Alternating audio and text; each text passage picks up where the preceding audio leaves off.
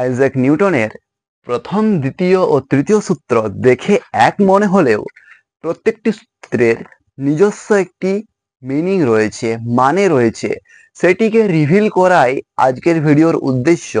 প্রথমে জেনে নিই নিউটনিয়ান মেকানিক্সে মেকানিক্স শব্দ ও অন্যান্য যে থার্মোডাইনামিক্স, ইলেকট্রোডাইনামিক্স, সেখানে ডাইনামিক্সের মধ্যে ও মেকানিক্সের মধ্যে তফাৎ কোথায়।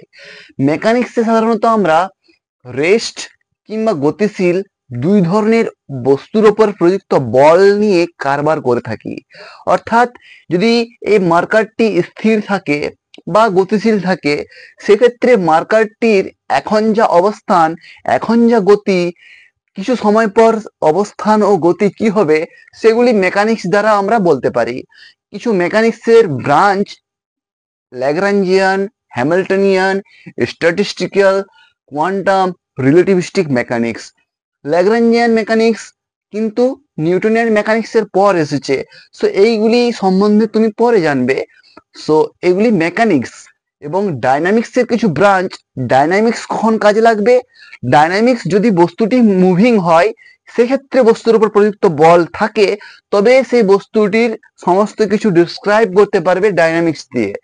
যেমন থার্মোডাইনামিক্সে আমরা করে থাকি, ইলেকট্রোডাইনামিক্সে করে থাকি, হাইড্রোডাইনামিক্স, অ্যারোডাইনামিক্স, ম্যাগনেটো হাইড্রোডাইনামিক্স এবং কোয়ান্টাম ইলেকট্রোডাইনামিক্স। এগুলিতে আমরা মুভিং কোনো পার্টিকেলের বা বস্তুর ওপর বল প্রযুক্ত করলে ওই পার্টিকেলের ট্রাজেক্টরি বা অবস্থান, মানে ফিউচার কি হবে, সেগুলি ডিসক্রাইব করে থাকি। এবং মেকানিক্সে স্থির থাক কিংবা গতিশীল থাক, উভয় ধরনের বস্তুকেই ডিসক্রাইব করতে পারি। তাই মেকানিক্সকে আমরা বলতে পারি একটি ব্রড বা একটি বৃহৎ ব্রাঞ্চ, এবং তার সাব ব্রাঞ্চ হচ্ছে ডাইনামিক্স। সো মেকানিক্স থেকেই কিন্তু ডাইনামিক্সের আবির্ভাব। এরপর জানি ফার্স্ট ল কি বলে। এটিকে ম্যাথমেটিক্যালি আমরা রিপ্রেজেন্ট করতে পারি, if force vector is equals to 0 then acceleration vector equals to 0, অবলিক, অথবা যদি acceleration vector is 0 then force vector is 0। অর্থাৎ যদি কোনো বস্তুর অ্যাক্সেলারেশন হচ্ছে না, সেক্ষেত্রে বস্তুর উপর কোনো বল প্রযুক্ত হচ্ছে না, বা যদি কোনো বস্তুর উপর বল প্রযুক্ত হচ্ছে না, সেক্ষেত্রে বস্তুটির অ্যাক্সেলারেশন হচ্ছে না। এটিই ফার্স্ট ল। শুদ্ধ বাংলায় বললে, যদি কোনো বস্তুর উপর প্রযুক্ত বল শূন্য হয়, সেক্ষেত্রে স্থির বস্তু চিরকালই স্থির এবং গতিশীল বস্তু চিরকালই একই দিকে চলনশীল থাকবে। এটি কিন্তু ফার্স্ট ল বলছে। কিন্তু যদি সেকেন্ড লকে আমরা কম্পেয়ার করি, তুলনা করি ফার্স্ট লকের সঙ্গে, সেক্ষেত্রে সেকেন্ড লও কিন্তু তুমি পাবে যে in an inertial frame force vector equals to mass of that particle, এক্ষেত্রে মার্কারটির mass into acceleration of this marker. সেক্ষেত্রে আমরা ফোর্স বলতে পারি। এই মার্কারটির ওপর কত বল প্রযুক্ত হচ্ছে সেটি জানতে হলে mass of the marker times acceleration of the marker, এটি করলেই আমরা ফোর্স পেয়ে যাব। সেই ক্ষেত্রে যদি অ্যাক্সেলারেশন 0 হয়, সেক্ষেত্রে ফোর্স 0। অর্থাৎ এই সেকেন্ড ল ফার্স্ট ল থেকে কিছু আলাদা বলছে না। এটি একটা ডাউট হতে পারে, কিন্তু যদি তুমি ফার্স্ট লকে একটু ভালোভাবে লক্ষ্য করো, সেক্ষেত্রে এই যে টার্ম ইনার্শিয়াল ফ্রেম, ইনার্শিয়াল ফ্রেমের কনসেপ্টটি কিন্তু ফার্স্ট লই বলছে। ইনার্শিয়াল ফ্রেম কি, সেটি কখন ক্লিয়ার হবে? যদি তোমাকে বলা হয় তুমি একটি বাসে রোডে ট্রাভেল করছো। সো ছবিকে তুমি কনসিডার করো, ছবিটিতে একটি বাস আমি এঁকেছি, যদিও মনে হচ্ছে না এটি বাস। যাই হোক, এটি একটি বাস যেখানে তুমি এখানে কোথাও বসে রয়েছো। এরপর বাসের যে ছাদ, বাসের ছাদে একটি পেন্ডুলাম বা একটি রশি দিয়ে এই মার্কারটিকে আমি ঝুলিয়ে দিলাম। সো এই একটি রশি দিয়ে মার্কারটি ঝোলানো রয়েছে। যদি বাসটি গতিশীল হয়, সেক্ষেত্রে এই মার্কারটি ঝোলানো অবস্থায় যদি বাসটির গতি এদিক বরাবর হয়, অর্থাৎ বাঁ দিক থেকে ডান দিকে, সেক্ষেত্রে মার্কারটি ওই দিকে অর্থাৎ বাঁ দিকে চলে যাবে। অর্থাৎ এই মার্কারটি কিন্তু এখানে পাবে না। বাসটি যদি স্থির থাকে, সেক্ষেত্রে মার্কারটির অবস্থান এমন, কিন্তু বাসটি যদি গতিশীল হয়, সেক্ষেত্রে মার্কারটি কিন্তু সাম অ্যাঙ্গেল করবে ভার্টিক্যালের সঙ্গে, অর্থাৎ মার্কারটি কিন্তু এইদিকে সরে যাবে। এক্ষেত্রে মার্কারটির অপর তো কেউ বল প্রযুক্ত করছে না, মার্কারটি তো এখানে থাকার কথা, কিন্তু মার্কারটি বাঁদিকে সরে গেল কেন সেটি এক্সপ্লেন করতে পারবে না যদি তুমি ইনার্শিয়াল ফ্রেম এবং নন ইনার্শিয়াল ফ্রেমের ধারণা না আনো। অর্থাৎ এক্ষেত্রে মার্কারটি কেন ওদিকে সরে গেল, কারণ আমরা ইনার্শিয়াল ফ্রেমে নেই, আমরা নন ইনার্শিয়াল ফ্রেমে চলে গিয়েছি, এবং নন ইনার্শিয়াল ফ্রেমের ক্ষেত্রে বস্তুর ওপর বল প্রযুক্ত না করেও বস্তুতে অ্যাক্সেলারেশন দেখা যায়। উদাহরণস্বরূপ বাসটি, এক্ষেত্রে যদি আমাদের জানতে হয় কেন মার্কারটি সরে গেল, তার জন্য তোমাকে এই বাসটিকে নন ইনার্শিয়াল ফ্রেম ধরতে হবে, তবেই তুমি সেটি সলভ করতে পারবে। তাই ফার্স্ট ল কিন্তু ডিফাইন করছে যে ইনার্শিয়াল ফ্রেম কি, অর্থাৎ ফার্স্ট লতে বলছে যদি ফোর্স 0 হয় অ্যাক্সেলারেশন 0 হবে।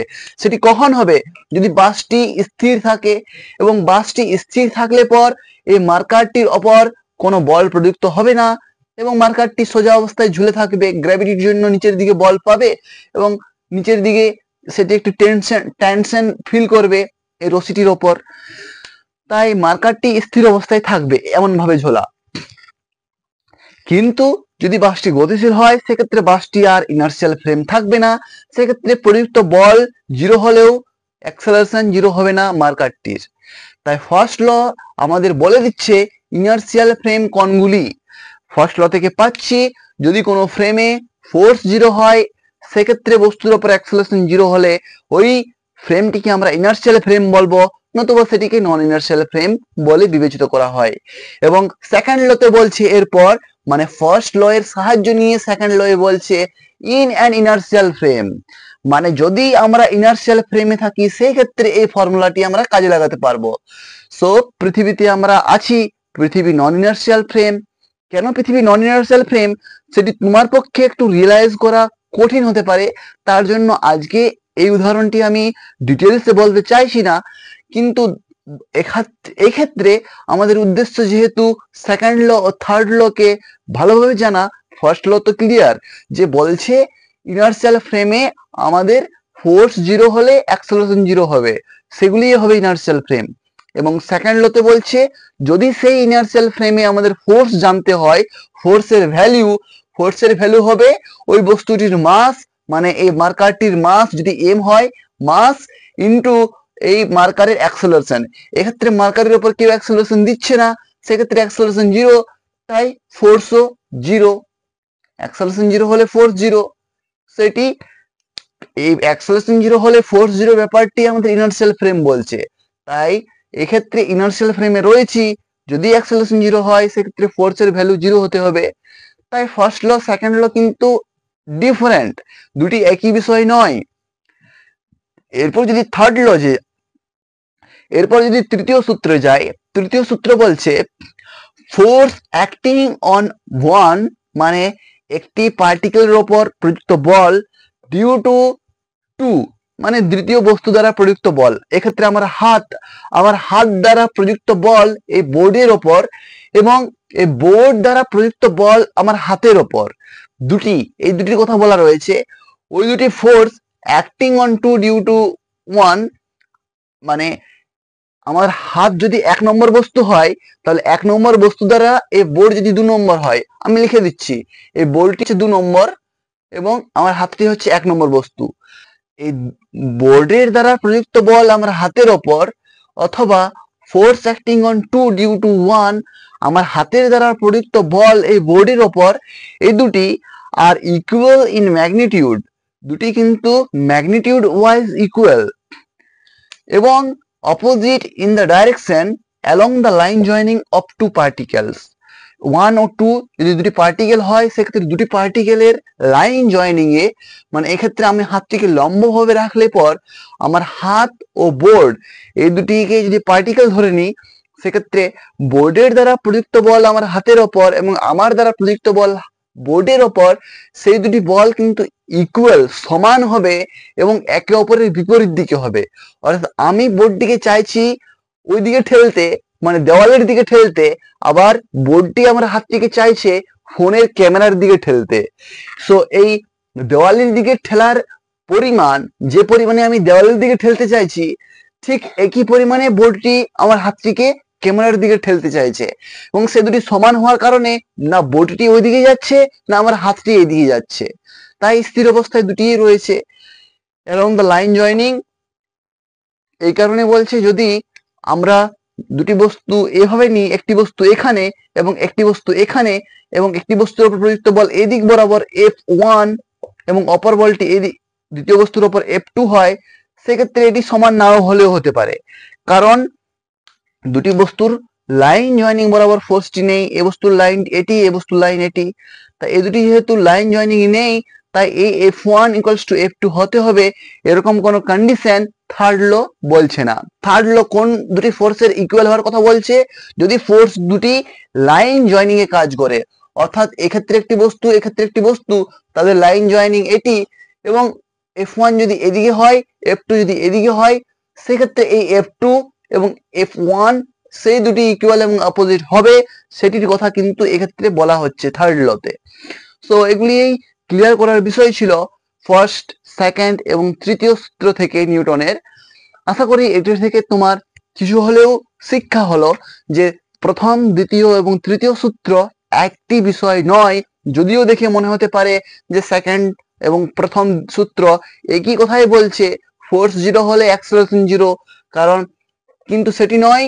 আসলে আমরা ফার্স্ট বা প্রথম সূত্র থেকে বলছি ইনার্শিয়াল ফ্রেম কোনগুলি এবং ওই ইনার্শিয়াল ফ্রেমে ফোর্সের ম্যাগনিটিউড কি সেটি বলছে সেকেন্ড ল, এবং থার্ড ল বলছে ফোর্সের মধ্যে তুলনা কিভাবে করব। যদি ফোর্স দুটি লাইন জয়েনিং এ হয় এবং কন্ট্যাক্টুয়াল ফোর্স হয়, মানে এক্ষেত্রে আরেকটি পয়েন্ট থাকার কথা, যদি মানে কন্ট্যাক্টে থাকে বস্তু দুটি 1 এবং 2 যদি ইন কন্ট্যাক্ট হয়, সেক্ষেত্রে কিন্তু ফোর্সটি অপোজিট এবং ইকুয়াল হবে, ডাইরেকশনে অপোজিট এবং ম্যাগনিটিউডে ইকুয়াল হবে। যদি সেপারেশন থাকে বস্তু দুটির মধ্যে, সেক্ষেত্রে ফোর্সগুলি ইকুয়াল এবং অপোজিট নাও হতে পারে। সো এই তিনটি বিষয়, এই তিনটি সূত্র থেকে তোমার মনে রাখা অবশ্যই উচিত, নতুবা কিন্তু যখন তুমি প্রবলেম করবে, কোয়েশ্চেন সলভ করবে, সেক্ষেত্রে কনসেপ্ট ভুল লাগিয়ে ভুল উত্তরে দাগ দিয়ে চলে আসবে। আজকের ভিডিওতে এইটুকুই। যদি ভালো লেগে থাকে অবশ্যই লাইক করতে ভুলো না। Thank you.